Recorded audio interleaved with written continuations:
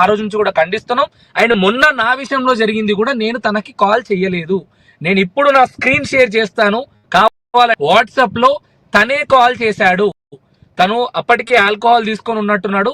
తనే కాల్ చేసి తనే పెట్టుకున్నటువంటి వాదన. నేను అప్పటికి ఏమంటారు మర్యాద పూర్వకంగా స్వామి స్వామి అని సంబోధిస్తున్నాను. నేను నా లిమిట్స్ లో నేను ఉన్నాను. నేను అడిగిన ప్రశ్న ఒక్కటే ఏంటంటే, హిందూ ధర్మం పైన మీరు మాట్లాడుతున్నటువంటి విషయాలు ఏవైతే ఉన్నాయో అవి చాలా సెన్సిటివ్ గా ఉన్నాయి. అది కరెక్ట్ కాదు మీరు మాట్లాడుతున్నది. ఏమంటారు రేప్ చేసిన వాళ్ళని హిందూ ధర్మం ఎక్కడ కూడా సహకరించట్లేదు. లేదంటే కేవలం దేవుణ్ణి ప్రార్థించినంత మాత్రాన పాపులను కూడా క్షమిస్తారు అని చెప్పి హిందూ ధర్మం కానీ హైందవ ధర్మం ఎక్కడ చెప్పలేదు అని క్లారిటీ ఇస్తున్నాను. ఆ క్రమంలో తను లేవనెత్తినటువంటి పాయింట్స్ ఏవైతే ఉన్నాయో ఆ పాయింట్స్ పైన నేను చాలా చాలా సహనంతో సమాధానం ఇస్తున్నప్పటికీ కూడా తనను ఒక బూతు మాట మాట్లాడి కాల్ కట్ చేయడం జరిగింది. తర్వాత రిటర్న్ కాల్ చేస్తే కాల్ లిఫ్ట్ చేయకుండా తను ఒక అయ్యప్ప స్వామి మాల ధరించిన అని తెలిసి కూడా కావాలని చెప్పి అలా నోటికి వచ్చినటువంటి మాటలు మాట్లాడాడు. ఆ మాటల్లోనే అర్థం చేసుకోవచ్చు తనకు హిందూ ధర్మం పట్ల గౌరవం శూన్యమని. కానీ ఆయన ఛానల్స్ లోని అండ్ ఇవాళ రిలీజ్ చేసిన వీడియోలో కూడా మనం చూసుకుంటే ల్యాప్టాప్ దగ్గర వినాయకుడి విగ్రహం భగవద్గీత పెట్టుకొని తనకి దేవుడి పైన ఎంత అపార నమ్మకం ఉంది, దేవుణ్ణి ఎలా పూజిస్తూ ఉంటాను, అండ్ ఇప్పుడు సాంప్రదాయాల్లోని నేను తెలుగు గడ్డ పైన పుట్టాను కదా, నా కుటుంబం కూడా ఇక్కడే ఉంది కదా, నాకు చాలా అభిమానం ఉంది, నేను ఎక్కే ప్రతి పర్వతాల పైన దేవుడిని పెట్టి నేను పూజించుకుంటూ వస్తాను, భాగవతం పూర్తి చేశాను, రామాయణం పూర్తి చేశాను, ఇప్పుడు భగవద్గీత పూర్తి చేయబోతున్నాను, నాకు దైవభక్తి లేదని మీరు ఎలా చెప్తారు అని చెప్పి ఆయన వాదిస్తా ఉన్నారు కదా. అండ్ మీతో మాట్లాడిన కాల్ కూడా నేను విన్నాను. సనాతన ధర్మం ఏం చెప్తుంది? తోటి మహిళకు సాటి మహిళకు గౌరవం ఇవ్వని వాడు దేవతలకు గౌరవం ఇవ్వనట్టే అని చెప్తుంది. సాటి మహిళను తన చరిత్ర తెలియకుండా తన గతంలో తను ఒక వ్యభిచారి అని అంత పెద్ద మాటలు కేవలం నీ ఈగో, నీ శత్రువుని బాధ పెట్టడానికి తన భార్యనో తన తల్లినో వాడుకొని నువ్వు యూట్యూబ్ లో వీడియోస్ లక్షల మంది చూస్తుండగా ఆ లక్షల మంది ముందు ఒక ఆడదాన్ని నిలబెట్టి నువ్వు వ్యభిచారి అని చెప్పి మాట్లాడిండే, అక్కడే తెలుస్తుంది తనకు మన ధర్మం పట్ల మన హిందువుల పట్ల తనకు గౌరవం లేదని, మన దేవతల పైన తనకు అట్లీస్ట్ రెస్పెక్ట్ కూడా లేదని అక్కడే తెలుస్తుంది. అక్కడి నుండే మనం తెలుసుకోవచ్చు ఏంటంటే తనకు మహిళలంటే కేవలం సెక్స్ ఆబ్జెక్ట్ మాత్రమే, తనకు మహిళలంటే కేవలం తన శత్రువుని బాధ పెట్టడానికి ఉపయోగించే ఒక అస్త్రం, ఒక ఆయుధం మాత్రమే. తను ఎక్కడా కూడా తనకు ఒక మహిళలను గౌరవించినట్టు ఎక్కడా కూడా మాట్లాడలేదు. ఈ రోజు వచ్చి మన భారతదేశం మహిళలకు ఏదో న్యాయం చేస్తా పీక్తా పొడి చేస్తా అని మాట్లాడుతున్నాడు, నన్ను క్షమించాలి. కానీ ఆ మాటలు ఏవైతే ఉన్నాయో, తను చెప్తున్నటువంటి మాటలు ఏవైతే ఉన్నాయో అవన్నీ కూడా ఈ రోజు పబ్లిక్ స్టంట్స్ వేసే ప్రయత్నం చేస్తున్నాడు. అతను ఒక గర్వంలో ఉండే ఏంటంటే నేను ఏం చేసినా పబ్లిక్ ఇంటారు, నేను ఏం చెప్తే అటు వెళ్ళమంటే అటు వెళ్తారు, ఇటు వెళ్ళమంటే ఇటు వెళ్తారు అని అనుకున్నాడు.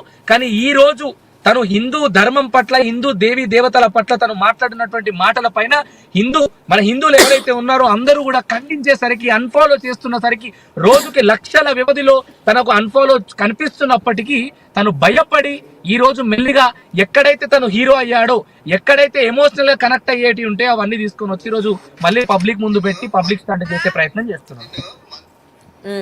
రైట్. అయితే ఇంకొకటి తను చెప్పడం జరిగింది, ముఖ్యంగా ఆడవాళ్ళ గురించి మాట్లాడుతూ, అయితే నేను రేప్ జరిగింది అని చెప్పాను కదా, దానిలో తప్పేముంది అని చెప్పి తన స్టోరీస్ లో మీరు చూసినట్లయితే కీచకుడు రేప్ కి గురి చేయాలి అంటే కీచకుడు ఏదైతే ఉందో ద్రౌపదికి సంబంధించి రేప్ చేస్తున్న సందర్భంలోని వీళ్ళు వచ్చి కాపాడే ప్రయత్నం చేయలేదా, మరి అక్కడ రేప్ కి గురవ్వలేదా అని చెప్పి అంటే తను వివరణ ఇచ్చుకునే ప్రయత్నం చేస్తున్నాడు కదా.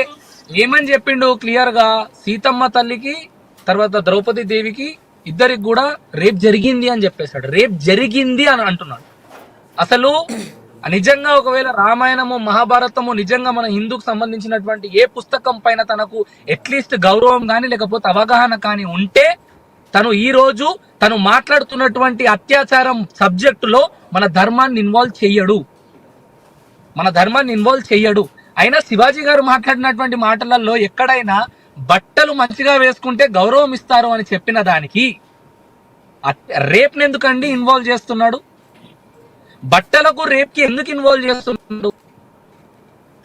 తను శివాజీ గారు ఏం చెప్పారు? బట్టలు మంచిగా వేసుకుంటే గౌరవం ఇస్తారు, పద్ధతిగా ఉండండి, మన పద్ధతులను మర్చిపోకండి అని చెప్పాడు. దానికి రేప్ చేసే వాళ్ళకి, మన ధర్మానికి, మన హిందువులకి ఏదన్నా కనెక్షన్ ఉందా? ఈ రోజు నాకు ఏ మతం పైన నా గత 10 సంవత్సరాల సోషల్ మీడియా జర్నీలో నేను ఏ రోజు కూడా మత కల్లోలం సృష్టించినటువంటి మాటలు కానీ స్టేట్మెంట్స్ ని కానీ నేను ఎక్కడా పాస్ చేయలేదు. అది నన్ను ఫాలో అయ్యే ప్రజలకు తెలుస్తుంది. ఈ రోజు నేను మాట్లాడుతున్న మాటలలో కూడా మత కల్లోలం సృష్టించడానికి నేను మాట్లాడట్లేదు. నేను చాలా క్లియర్ గా ఏం చెప్తున్నానంటే, కానీ ఇక్కడ ఒకటి రాక్షసులకు మతం ఉంటుందా అండి? నీచులకు రాక్షసులకు రాక్షస ప్రవర్తన ఉన్న వాళ్ళకు మతం ఉంటుందా? హిందువులలో రాక్షసులు ఉన్నారు, క్రిస్టియన్స్లలో రాక్షసులు ఉన్నారు, అదే విధంగా ముస్లింస్లలో కూడా రాక్షసులు ఉన్నారు. అందరూ అన్నిట్లో సమానంగానే ఉంటారు. కానీ ఈ రోజు కేవలం హిందువులు మాత్రమే రేపులు చేస్తారని చెప్పి మాట్లాడినటువంటి స్టేట్మెంట్ ఎంతవరకు కరెక్ట్ అని అడుగుతా ఉన్నా. రైట్, మీరు కూడా చాలా వరకు చూసే ఉంటారు, చాలా మందితో మీరు మాట్లాడారు.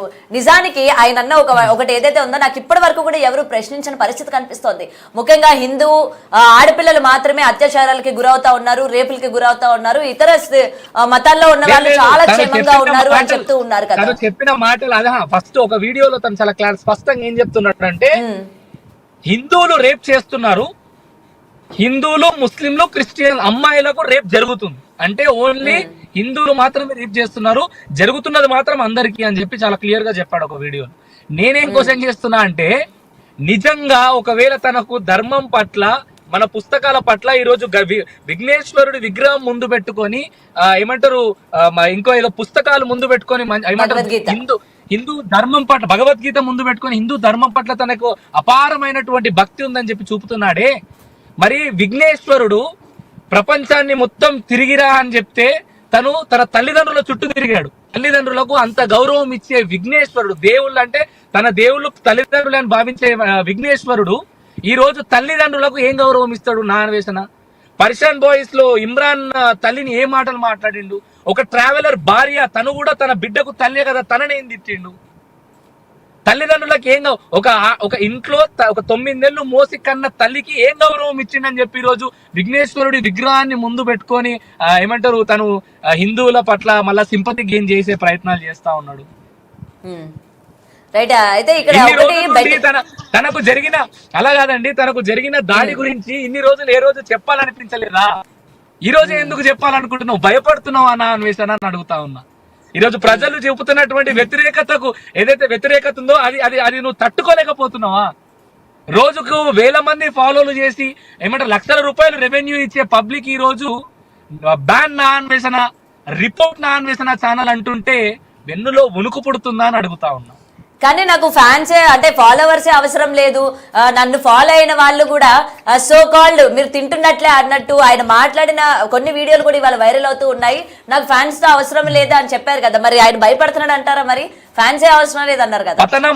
పతనం భయం అంటే ఆయన ఏమనుకుంటున్నాడంటే, నేను భయం చూపించొద్దు అని చెప్పి తను మాట్లాడుతున్నటువంటి మాట